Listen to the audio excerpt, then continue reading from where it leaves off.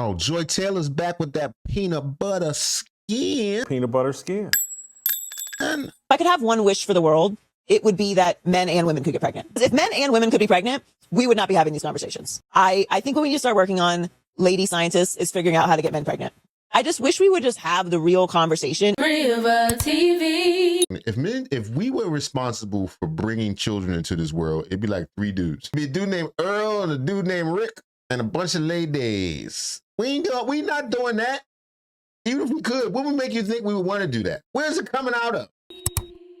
What's up, guys? It's your girl Riva, and I'm back again with Hey, Reva. another video. Now, if you guys are unaware of what's going on, Joy Taylor is actually going viral again. Okay, she has been going viral for, a multitude of times for various different reasons. If you guys are unaware of who she is actually a sports commentator and TV host, and she had a very tumultuous, situation when she left the network. That's when Jason Whitlock was talking about her peanut butter skin and how he knew to stay away from her. Allegations of her kind of like, sleeping her way to the top. Faraji is essentially suing everyone at Fox Sports for SA harassment. And in that lawsuit, it came out that Joy Taylor and Faraji were actually friends, but that relationship soured, and she revealed Joy Taylor was sleeping with Emmanuel Acho, and eventually she started sleeping with a Fox executive, Charlie Dixon, in order to get placement on different shows. So for this conversation in particular, she wanted to pinpoint, trad wives, gender wars, all of the above. I think in all the conversations that we have about pro-life, about maternal mortality rates, about trad wives, about this gender war, about the dropping birth rate. So we're going to go ahead and just dive into the conversation. And of course, I'm going to give you guys my thoughts, my feelings, and my opinion on this entire situation. Everything is just broad strokes, as if it is just this thing that everyone can do and everyone should just embrace it, and it's easy and you figure it out and you owe it to society to make children. Like, get the out of here. Now, what I find interesting about this is that I personally feel like majority of the time that I do see her going viral, or I do see her partaking in conversations, she is consistently talking about the pressures or the lack thereof of her having children, or people wanting her to have children, or the fact that she doesn't have children. Like, this is... I don't have no kids. Wait till it's too late and then start crying about it.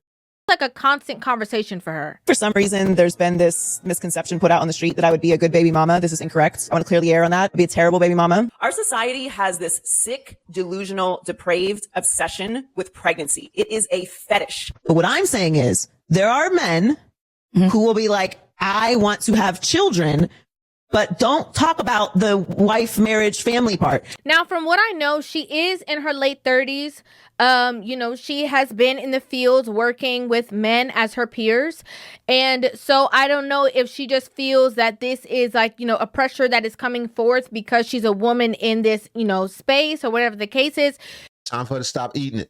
But obviously, she has this idea or narrative that men are the ones pushing women and guiding society into forcing women to want to or aspire to have children. I don't think most dudes want that. I really don't. I think there are a certain amount of men generally don't want kids until they're straight, until the situation is where they want it to be. Any kid outside of that generally is an accident. I hate to put it like that. I'm not saying a child would be an accident. I'm talking about unplanned. That's what I'm looking for. But for the most part, like, I don't think it's dudes running all over the place wanting to make these children. This is women. That desire to do that. She's feeling the pressure because it's probably other women in her ear talking about why you ain't got no baby yet and blah, blah, blah, blah. That's a woman thing. I'm not saying there aren't some dudes that are thinking about legacy and all that. Like I said, once a guy's straight, you start thinking about legacy. You start thinking about, okay, I've done so many things in my life and so on and so forth. But most dudes, especially young dudes who would, she's just reaching 38 allegedly. But all through her 20s and early 30s and stuff like that, a lot of guys probably may have been just living life and enjoying themselves and getting themselves together financially and mentally to prepare themselves to want to have a child. I don't think anybody's giving her pressure other than her peers, if you ask me. I don't know for sure, though. I don't know her life. I have been around children my entire life. I am not a mother. I have not been pregnant. I know how hard it is to do that because I have eyeballs. Now, this is something that I think is also like hard is also relative, right? What some people might find the difficulties to be in parenting, other people might seem, it might seem like a breeze, right? Like it depends on what your hard is. Because I have the ability to see someone else experience something and be able to apply what that experience would be for my life. I respect those struggles. And that is why I hold it in such a high regard. Now, she, as a woman who has no children, right? And from what I know, I believe is single, has this perspective that she's like, I really, because I see how difficult it is and because I know all that goes into, motherhood and stuff from the outside looking in, that's why I respect it so much. And it's interesting because I think that when these women are trying to, find ways to bash men or place the blame on men, I think that we should be furthering the conversation when it comes to other women who are pushing the narrative of, yeah, you could do it by yourself. Single mothers rock. We're the best. We got it going on. And that part. Because it's not a one-person job. We've come to expect it to be a one-person job, but it's not a one-person job. And it's not like we're producing the most effective young people for that reason. Of course, once again, I'm not talking about everybody. I'm talking about by and large. Are availing ourselves to all of the options that our hard work and circumstances currently afford us. And that means that single motherhood by choice is going to be an option that more and more Black women consider. Oh, right. The ones going to the bank, to the jizz bank. What? To intentionally. So I don't want to hear no complaints when you got the turkey baster. I don't want to hear no complaints. You're not allowed to complain about nothing. Nothing. Even exercise. And, they're the ones kind of perpetuating not only motherhood, but single motherhood and baby mama culture. I think that's who we should be calling out about making it seem like it's easy as opposed to bringing men into the conversation. And it's just, if I could have one wish for the world, it would be that men and women could get pregnant. Because if men and women could be pregnant, we would not be having these conversations. What's very interesting is that a lot of these women who are so happily single and, don't want children and, don't want that whole kind of like family structure and kind of like out here being boss chicks and kind of like being, literally the hypergamous, relationship that they aspire to be in with a man, becoming that and being like the sugar mama. I dub them princess boys because clearly they want the princess treatment. Being a woman of substance and means, I can provide that for them. The things that I want in exchange for taking care of a princess boy, I feel like I can do that. I can be that person for you. I can give you an experience you've never had. A lot of these women. Okay, she won't be a sugar mama. Okay, go ahead, shorty. I believe that when you give them the opportunities to talk long enough, they expose the jealousy that they have for men and the way that men are able to move through the world and live their lives. If men could get pregnant, you could get in a drive-thru. If men could get pregnant, the studies that would have been done on giving birth, you could give birth and feel absolutely nothing and recover in 3 days. To me, that is downplaying the research that we have women out there doing, women scientists out there doing. That is acting as if, men are the ones who are in charge of all of these different segments or sectors. And I don't believe that to be true. The advancements that would have been done in the medical field to make childbirth as seamless, as safe, as comfortable, the recovery, all of it as perfect as possible would be light years beyond what we are right now. Are you saying that childbirth still hurts because only women do it? It's called labor. It's work, it's hard, it's tough. That's part of life. All through the animal kingdom, that's how it goes down. Christians believe that it's punishment. I'm just saying. We're having these conversations, and maybe we should be having the conversation of like, hey, for all the women who want to be scientists and who want to be doctors, why isn't the conversation that they should also be adding to said research? so that we have, better outcomes, so that we have more understanding of the things that are going on. Why are we placing all of this onto a man? Right, when it's not men's problems. All those lady doctors, why they not fixing it? Because it's not fixable. It is painless. They can cut it out your belly. They do it all the time.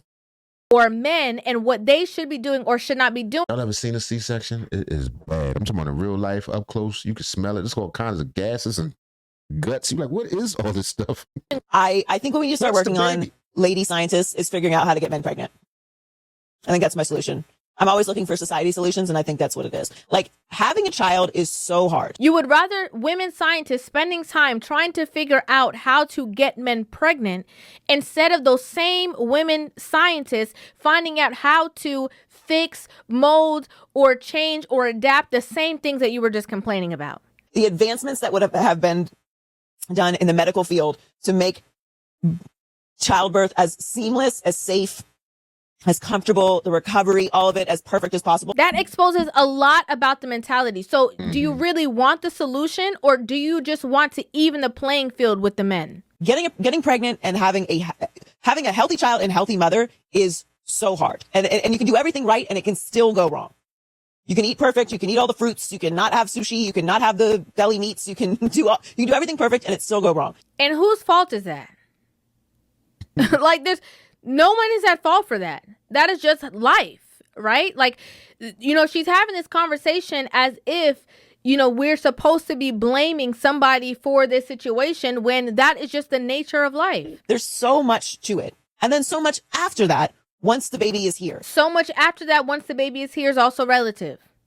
Right? Because it depends on, again, what lifestyle, what age you're at, like, what is your financial status? Like, all of those things also come into play. I just wish we would just have the real conversation in the way that I wish we would have real conversations about money, in the way we should have real conversations about marriage and divorce and education and getting old and menopause and perimenopause. Like, if we're going to have the real conversation. When she officially become an old lady, she going to have a hard time. Hard time. Coming to terms. She living off the strength for her peanut butter skin. Why that don't work? If you just, if that's all you have to offer, beauty and youth, those things fade and they're fading rapidly. He's going to have a difficult time mixing it up. And I'm not just talking about relationships. I'm talking about in the world. Women talk about, men too talk about how as you get older, you become invisible. People care less and less about you. And I'm not saying children and a husband or all those things are just to, get you through your golden years, but almost being seen as a person, like your social life isn't going to be the same. Things are going to change rapidly. You'll see when that peanut butter skin starts falling off the bone. A lot of people would not be willing to have said conversation because there's going to be a portion of said conversation that we're going to have to hold women accountable. And you guys are not going to want to do that. Just naturally, you're not going to want to do that. Because I have to say it. Okay, I'm going to say the thing. The most people that I see promoting other women to have children is women. Women. She said it. I ain't said it. Y'all heard me say it, but come on now. Let's be real. Women are the ones who, create that proclamation like, oh, it's easy, girl. We could do it. We could do our own thing. Worse single mothers. Worse baby mamas. Right?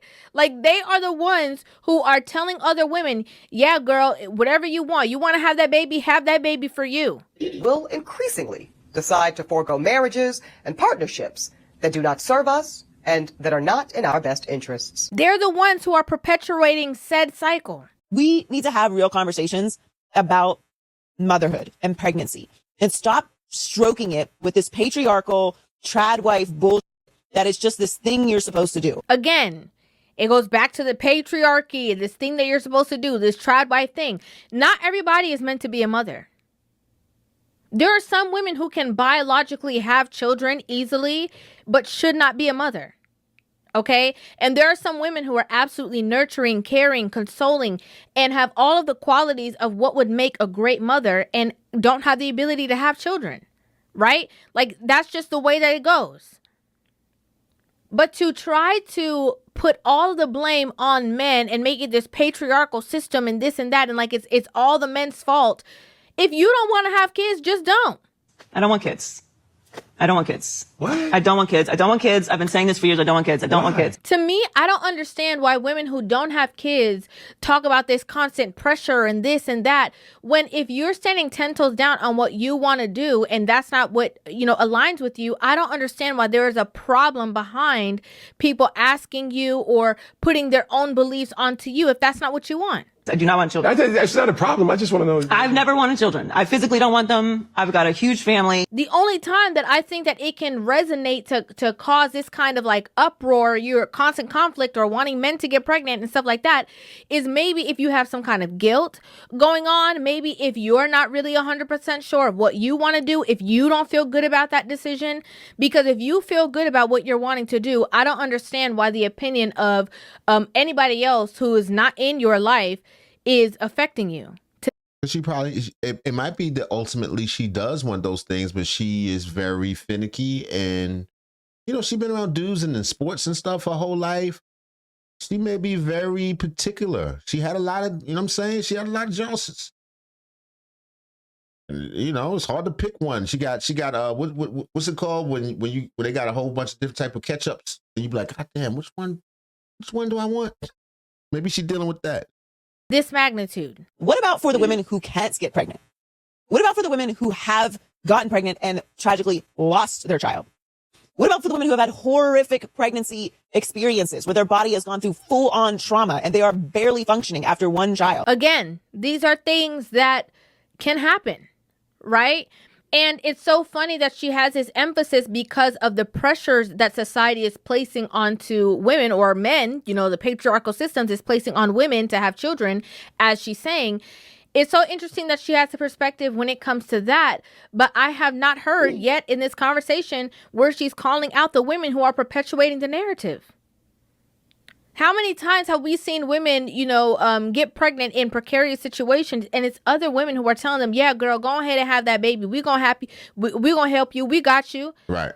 We single mothers too. You can go ahead and just join a club and we all going to be. Right. We're just as a group.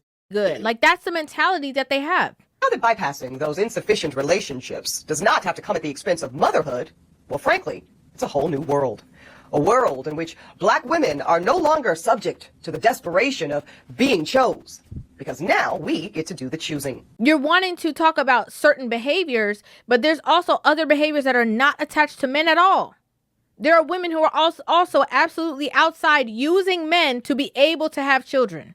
Stop broad stroking what is an elaborate, scary experience where you're putting your life and body on the line to bring a child into this world. Here's my take. I'd never pressure a woman to have children. I'd never talk a woman out of having a child. I think that is something that is solely to each person's discretion. Sure. Right? And there's so many times that women do the opposite, right? They chase the careers, the money, the bag, and then they go and then they have children and they say, I've never felt as fulfilled as I've ever felt in my life until I had these children. You have women who have children and don't even they didn't have children, right? Like, so it's like a catch-22, but you have to know for yourself. But to me, in my personal opinion, it doesn't matter what the outside people are saying about it or not saying about it. It is a personal choice and a personal thing. And I just feel like if you are so secure in yourself and your choices and what you're wanting and what you're not wanting, nobody else's opinion of what you should or should not be doing, especially in something as serious as having a child, should affect you unless maybe the decision that you made, you weren't necessarily 100% clear on and you don't feel good within that. Go ahead, Reva. You told that. You said that.